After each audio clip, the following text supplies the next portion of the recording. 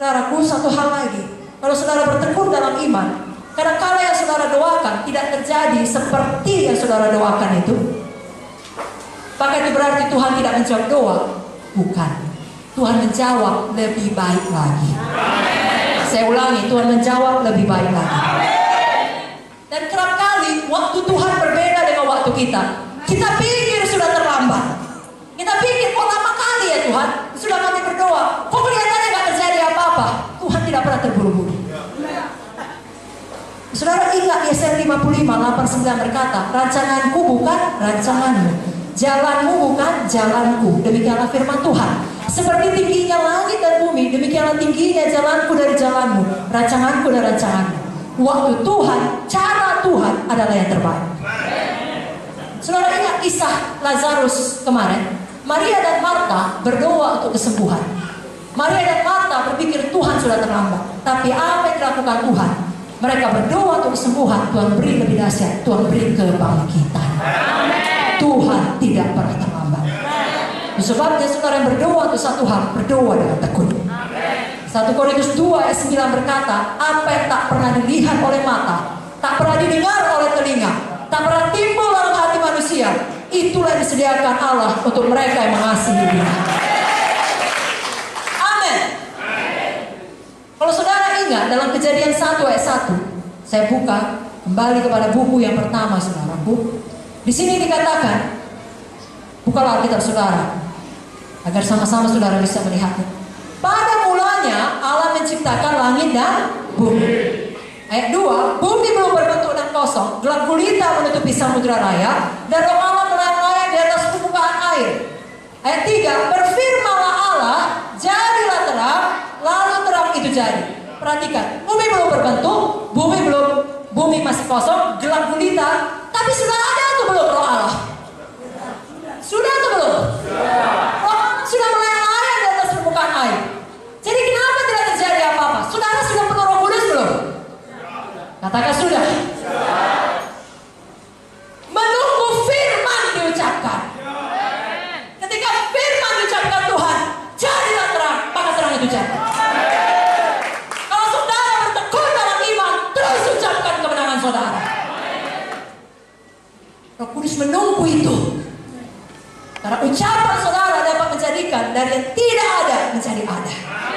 Jangan pernah ucapkan kekalahan saudara. Kakak tahu saudara katakan, saya punya keberanian iman. Saya punya ketekunan iman. Saya tidak akan menyerah. Saya fokus pada kekekalan. Saya selesaikan panggilan Tuhan.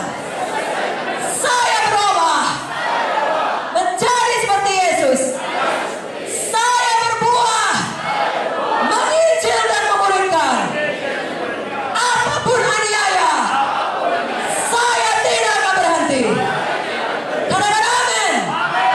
Berikan tepuk tangan bagi Tuhan Yesus. Haleluya. Maka pada akhirnya saudara akan sampai pada kemenangan iman. Saudara tahu apa itu kemenangan iman? Seperti yang dikatakan Kaleb, berikan padaku Hebron. 85 tahun, paling tua. Sama seperti Abraham tadi, tidak ada dasar untuk berharap. Tidak cocok dia lagi yang pergi berperang. Bahkan dia berperang bukan melawan sembarang raksasa, melawan Kiryat Arba, orang enak yang paling besar. Dia bukan berkata, dulu aku udah pernah capek bangun sidang, sekarang masa kau suruh bangun sidang lagi, Tuhan aku udah tua, suruhlah yang lebih muda itu. Kalian tidak berkata demikian. Dulu aku kuat, sekarang ini kekuatanku sama dengan 45 tahun dahulu. Seperti itulah aku masih bisa berperang, keluar masuk. Itu kemenangan iman. Itulah teladan di depan mata kita oleh Ibu Munti. Sudah jatuh, sudah dioperasi, sudah melalui banyak kesakitan, banyak penyakit, banyak badai kehidupan, tetap berkata, berikan kepadaku Hebron. Berikan kepadaku. Saudaraku, itu roh yang berkata berikan kepadaku Hebron adalah roh Kaleb, roh kemenangan iman. Itu DNA saudara. Itu sebabnya gereja ini namanya Gereja Kemenangan Iman Indonesia.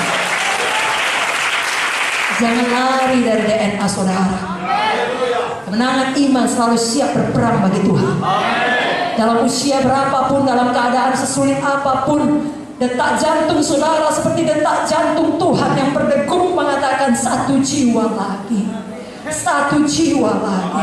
Satu jiwa lagi. Yang tidak gemar seorang pun binasa. Saudara tahu tujuan saudara bukan sekedar uang, bukan sekedar diberkati. Saya sudah katakan tadi kalau sekedar diberkati, Pak Munte sudah bisa tenang-tenang. 10 tahun sebelum ia meninggal dunia, Ibu Munte sekarang ini pun harusnya bisa liburan kemana dia mau. Tidak. Sudah ditinggal Pak Munte aku pun sudah kerja keras sampai. Maka sekaranglah saatnya aku ongkang-ongkang. Tidak saudara. Tetap berkata berikan padaku Hebron. Selagi masih ada nafas, kita tahu aku tidak akan mati tetapi hidup untuk menceritakan perbuatan-perbuatan Tuhan yang ajaib di dalam teladan kita. Roh Kaleb yang sampai kepada Hebron. Dan begitulah siklusnya terus. Keberanian iman, ketekunan iman, kemenangan iman. Saudara tahu biasanya sama seperti kisah Kaleb pada usia yang muda, keberanian iman. Semakin lama saudara mengikut Tuhan, ketekunan iman, sampai saudara matang, semakin dewasa, saudara punya kemenangan iman. Saya baca beberapa ayat terakhir, saudara sukacita. Ibrani 11 ayat 32. Dan apakah lagi yang harus aku sebut? Sebab aku akan kekurangan waktu apabila aku hendak menceritakan tentang Gideon, Barak, Simpson, Jefta, Daud, Samuel, para nabi yang karena iman. Karena apa saudaraku? Karena uang, karena pendidikan, karena banyak massa mengikutinya, karena pendukung yang besar, karena iman telah menaklukkan kerajaan-kerajaan, mengamalkan kebenaran, memperoleh apa yang dijanjikan, menutup mulut singa-singa, memadamkan api yang dahsyat. Mereka telah luput dari mata pedang, telah beroleh kekuatan dan kelemahan, telah menjadi kuat dalam peperangan, dan telah memukul mundur pasukan-pasukan tentara asing. Itulah dia, mujizat demi mujizat. Roma 1 ayat 17 jelas berkata, di dalamnya nyata kebenaran Allah yang bertolak dari iman dan memimpin kepada iman.